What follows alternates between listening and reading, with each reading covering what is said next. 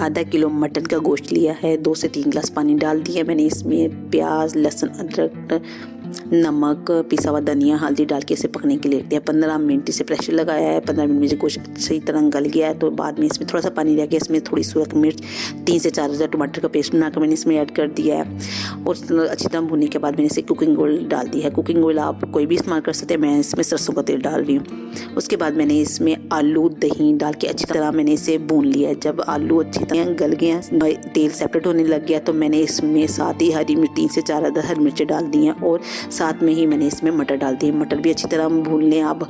जब अच्छी तरह आलू मटर अच्छी तरह भुने जाएंगे तो इसको अच्छी तरह भुनेंगे तो आप इसमें उसके ऊपर थोड़ा सा गर्म मसाला छिड़क दें।